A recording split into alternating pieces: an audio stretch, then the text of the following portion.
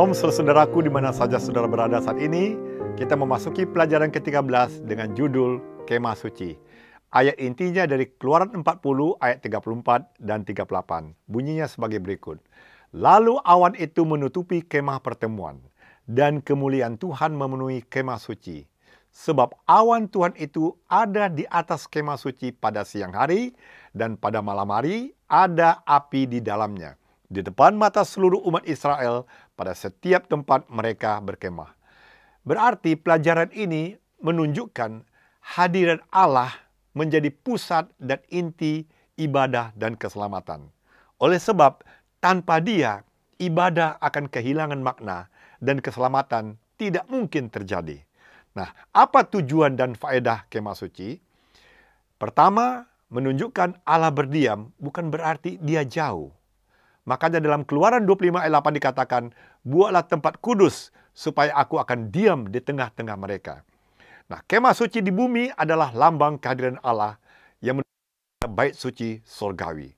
Yang kedua adalah Injil merupakan kabar baik dalam bentuk simbol. Oleh sebab tabut, mesbah, kaki dian atau pelita, roti, meja pendupaan, pakaian imam, itu merupakan pelajaran, gambaran visual tentang pelayanan Kristus sebagai imam besar atau perantara kita di sorga. Nah, maka itu setiap bagian pelayanan kemah suci ditetapkan oleh Allah yang merujuk kepada Kristus. Faedah yang ketiga adalah tatanan Allah dan kesetiaan. Pola surgawi menuntun perlunya keteraturan, saudaraku, dalam beribadah, dalam hidup, dan berorganisasi. Karena Allah yang kita sembah adalah Allah yang tertib. Yang keempat, Sabat adalah waktu khusus adanya hadirat Tuhan di tengah umatnya. Di sini, sebelum pembangunan kemah suci, Musa telah menegaskan. Jadi ini merupakan tanda penciptaan, pengudusan, dan penebusan. Dan memang, Sabat adalah tanda kuasa Kristus yang menguduskan. Faedah yang kelima adalah dari bayang-bayang ke realitas. Sekina adalah visual Kristus hadir dalam Yohanes 1:14. Tapi kini Dia berdiam di dalam kita, Kolose 1 ayat 27. Dan kelak Dia akan bersama kita selama-lamanya dalam Wahyu pasal 21 ayat ketiga. Dengan tinggal di antara kita, saudaraku, Yesus telah menyatakan Allah Immanuel. Nah, kalau kita lihat kepada tema pada hari Minggu, hari Sabat Tuhan, diambil dari Keluaran 35 ayat 1-3. Garis besar topik pembahasan adalah Musa menegaskan hukum Sabat sebelum pembangunan kemah suci. Sabat adalah tanda penciptaan, Keluaran 2 ayat 1 dan 3. Tanda penebusan, Ulangan 5 ayat 15. Dan tanda pengudusan, Keluaran 31 ayat 13. Ibadah sejati bukan soal pekerjaan suci, melainkan adanya hadirat Allah. Makanya hari Sabat adalah tanda kuasa Kristus yang menjadikan kita kudus. Maka oleh sebab itu Keluaran 28-11 katakan, ingatlah dan kuduskanlah hari Sabat, sebab 6 hari lamanya Tuhan menjadikan langit dan bumi. Jadi saudaraku, hari ini pun masih tersedia satu hari perhentian, hari ke-7 bagi umat Allah yang ditulis dalam Ibrani 4 ayat 9. Dan Sabat adalah tanda kuasa Kristus yang menjadikan kita kudus. Dan ia diberikan kepada semua yang oleh Kristus dijadikan bagian dari Israel rohani Tuhan. Penekanan dalam pelajaran hari Minggu ini adalah Sabat dan kemah suci menunjukkan pada satu hal yang sama, hadirnya hadir Allah. Dan dengan mengingat Sabat, ini menegaskan kembali kesetiaan dan penyerahan diri kita hanya kepada Dia. Lalu kebenaran apa yang ditegaskan di sini? Sabat merupakan identitas Allah Sang Pencipta. Maka itu dikatakan, ingatlah hari Sabat dalam Keluaran 20 ayat 8-11. Sabat adalah tanda kuasa Allah sebagai pencipta. Dan Sabat merupakan simbol kehadiran Allah. Makanya dalam Keluaran 31 ayat 13 dikatakan, akulah Tuhan yang menguduskan kamu. Artinya tanpa Dia, bait suci hanyalah bangunan kosong. Yang ketiga, Sabat merupakan kasih karunia, bukan usaha. Kenapa? Tanda kasih karunia bukan perbuatan. Maka itu yang keempat, Sabat merupakan harapan mesianik. Apa artinya? Sabat itu bukan hanya memperingati penciptaan di masa lalu, tapi juga menunjukkan ke masa depan. Ada janji Mesias, Yesus, yang memberikan kita perhentian rohani sekarang dan kelak mendirikan kerajaan damai kekal di bumi yang baru. Oleh sebab itu, Sabat merupakan penghubung Eden yang hilang dan dipulihkan. Sabat adalah ujian kesetiaan. Ujian besar kesetiaan adalah mengenai hari Sabat. Sebagai aplikasi, saudaraku, letakkanlah hadirat Tuhan di atas segala aktivitas kita. Dan pelayanan tidak boleh menyingkirkan perhentian iman di hari Sabat. Jadikanlah Sabat sebagai liturgi kehadiran hadirat Tuhan. Berhenti, kita merenung, dan kita berpaut. Nah, tema pada hari Senin adalah persembahan dan roh. Garis besar pelajaran ini adalah kemah suci dibangun dari persembahan secara sukarela dari umat. Makanya Bezalel dan Aholiab dipenuhi oleh Roh Allah untuk mengerjakan keterampilan seni itu. Dan Allah mengendaki kerelaan hati, bukan paksaan. Karena segala sesuatu ini miliknya. Dan ia mempercayakan harta itu kepada manusia untuk memajukan pekerjaannya. Makanya di dalam Keluaran 35 ayat 5 dan 5 dan 21 dikatakan, setiap orang yang rela hatinya, hendaknya ia membawa persembahan itu. Demikian juga Bezalel, dia dipenuhi dengan Roh Allah, dengan keahlian dan pengertian. Jadi di sini saudaraku, Allah tidak meminta dari umatnya sesuatu yang belum tersedia lebih dahulu. Dan itulah sebabnya saudaraku, segala sesuatu adalah miliknya. Dan ia mempercayakan harta itu kepada manusia agar mereka menggunakannya untuk memajukan pekerjaan Tuhan. Jadi penekanan dalam pelajaran ini saudaraku adalah pelayanan sejati lahir dari hati yang penuh syukur. Dan itu digerakkan oleh Roh Kudus, bukan karena paksaan. Semua talenta dan harta harus kita persembahkan untuk memuliakan Dia. Nah, mengapa sangat mendetil bangunan kemah suci itu dan bagaimana Allah peduli soal hal detail? Pertama, saudaraku, Allah menggambarkan bagaimana karakternya, kehidupannya sebagai tatanan keteraturan, bukan kekacauan. Itulah yang ditulis dalam 1 Korintus 14 ayat 40. Jadi Allah kita adalah Allah yang tertib dan teratur. Nah, setiap detil merupakan pelajaran penebusan. Dan gambaran Allah peduli secara mendetil dalam hidup kita menunjukkan bahwa Dia setia dalam hal kecil. Dan kita pun harus setia dalam hal kecil. Makanya yang kelima, mengapa mendetil? Karena itu merupakan bayangan pelayanan Kristus di sorga. Dan sebagai aplikasi, kita harus siap memberi dan melayani. Dan ini merupakan buah syukur yang diurapi Roh Kudus. Dan rencana dan eksekusi tetap mengikuti pola tatanan surgawi. Harus teratur. Talenta dan harta saudaraku merupakan amanat. Susunan rencana misi yang rapi dan akuntabel. Nah, bagaimana dengan pelajaran hari Selasa? Temanya adalah kemah suci dibangun. Garis besarnya saudaraku, ini merupakan instruksi sangat mendetil sesuai pola surgawi. Tiap perabot menunjukkan bagaimana pelayanan Kristus. Tabut, mesbah, pelita, roti, dan meja sajian. Semuanya adalah Injil kabar baik dalam bentuk simbol. Karena kemah suci di padang gurun adalah miniatur dari hal surgawi. Makanya umat diajar setiap hari tentang kematian dan pelayanan Kristus. Sebagaimana ditulis dalam Keluaran 39 ayat 42 dan 43, saudara bisa baca di rumah. Tepat seperti yang diperintahkan Tuhan kepada Musa, demikianlah dikerjakan mereka. Sebab apa? Sebab segala sesuatu itu hanya bayangan dari apa yang ada di sorga. Dan kemah suci di padang gurun adalah miniatur dari hal sorgawi. Dan melalui upacara-upacara baik suci duniawi, maka orang diajar setiap hari tentang kebenaran-kebenaran besar sehubungan dengan kematian dan pelayanan Yesus Kristus. Jadi penekanan dalam pelajaran ini, bahwa Allah itu sungguh serius dengan keselamatan saudara dan saya sebagai manusia. Makanya setiap detil kemah suci adalah pelajaran visual tentang kabar baik Injil yang menunjuk kepada Kristus. Nah, saudaraku yang kekasih, bagaimana bisa mendetil? Apa maksud Allah?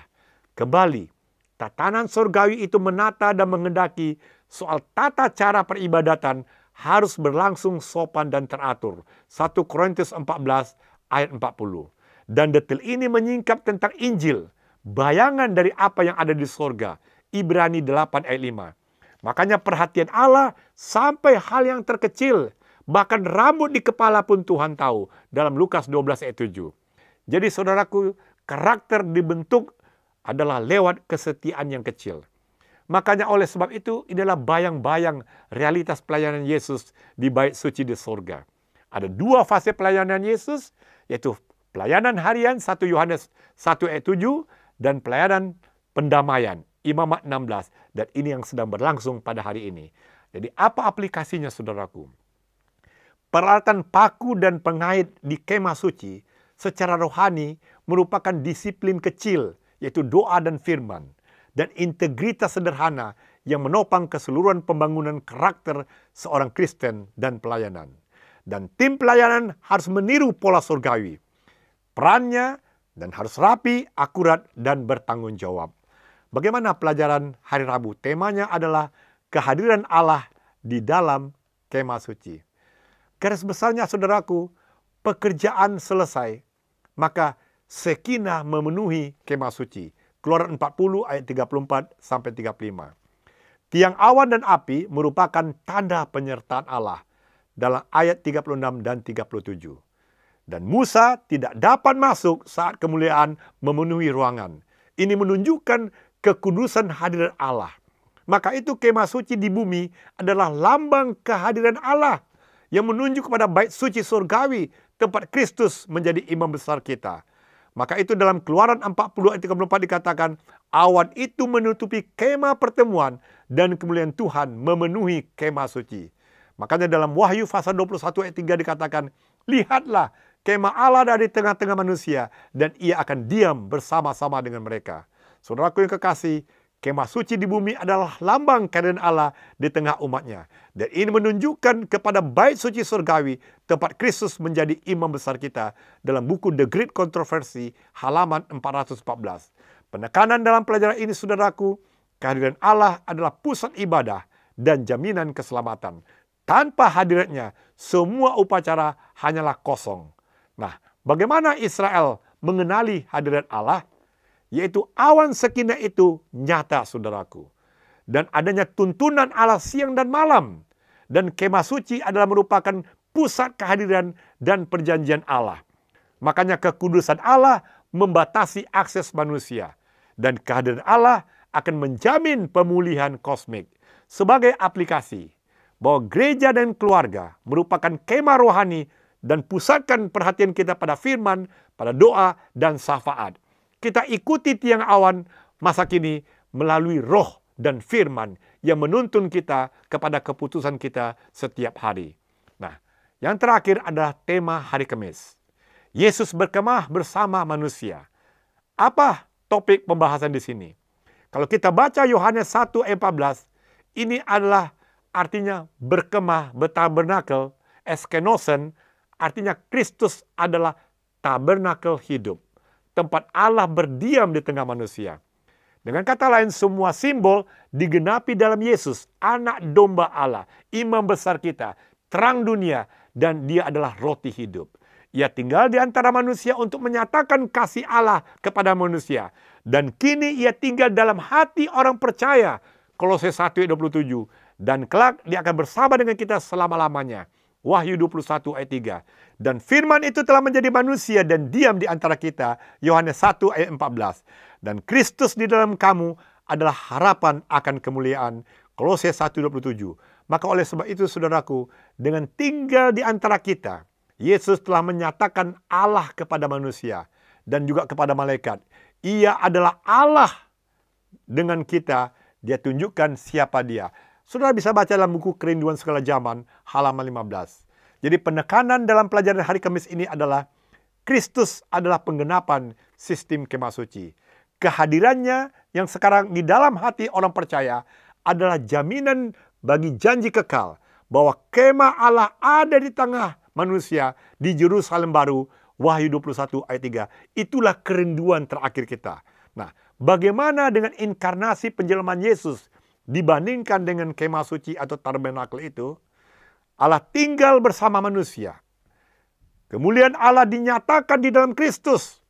Makanya bayangan itu digenapi dalam Kristus. Dan Kristus sudah berdiam di dalam hati manusia melalui iman. Dan penjelmaan Yesus merupakan jaminan hadirnya yang kekal. Aplikasi buat kita hari ini, marilah saudaraku, terimalah Kristus bukan sekadar teladan, melainkan Dia sebagai imam besar dan pengantara kita di sorga. Oleh sebab itu, hadirat Kristus di hati kita melalui iman yang taat dan pelayanan kepada kasih-Nya, inilah yang menjadi harapan kita semuanya. Sebagai kesimpulan, saudaraku, pelajaran hari Minggu ini adalah menekankan tentang Sabat di atas semua pekerjaan, tanda penciptaan, pengurusan, penebusan, dan pusat ibadah oleh sebab ada kehadirannya. Dan hari Senin, persembahan sejati harus lahir dari hati yang rela yang digerakkan oleh Roh Kudus. Talenta dan harta itu adalah merupakan amanat misi. Pelajaran hari Selasa, detail tabernakel atau kemah suci merupakan Injil dalam simbol. Karakter yang dibentuk lewat kesetiaan yang sekecil apapun hari ini. Dan pada hari Rabu pelajarannya adalah Shekinah, menuntun Israel. Dan kini Roh Kudus dan firman-Nya menjadi tiang awam bagi setiap keputusan kita sehari-hari. Pelajaran hari Kamis, Kristus merupakan kemah suci yang hidup, tabernakel yang hidup. Dia hadir di hati kita sekarang ini. Dan kelak kita akan bersama dengan Dia selama-lamanya. Itulah sebabnya pelajaran kemah suci ini merupakan tipologi atau bayangan di mana Kristus dan bait suci surgawi. Ada dua fase pelayanan, yaitu harian untuk pengampunan dosa kita dan tahunan untuk pendamaian atau pembersihan. Dan eskatologi hadirat Tuhan, Eden ke Sinai, dan menjelmanya Yesus menjadi manusia, sampai pelayanan Dia sebagai imam besar saat ini, dan akhirnya kemah Allah di dalam dunia Yerusalem baru menjadi kerinduan kita semua. Oleh sebab itu, saudaraku, sangat jelas bahwa bait suci di Yerusalem purbakala dan perabotan di dalam bait suci itu mempunyai gambaran nyata, antitype di dalam Taman Firdaus. Dan Taman Firdaus itu telah diangkat dari bumi setelah kejatuhan manusia. Dan suatu hal yang jelas, karena tidak ada satu tempat lain di bumi yang sesuai dengan gambaran bait suci itu yang telah dinyatakan kepada Musa. Inilah yang ditulis oleh James White dalam bukunya A Words to a Little Flock halaman 23. Kiranya Tuhan memberkati kita semua.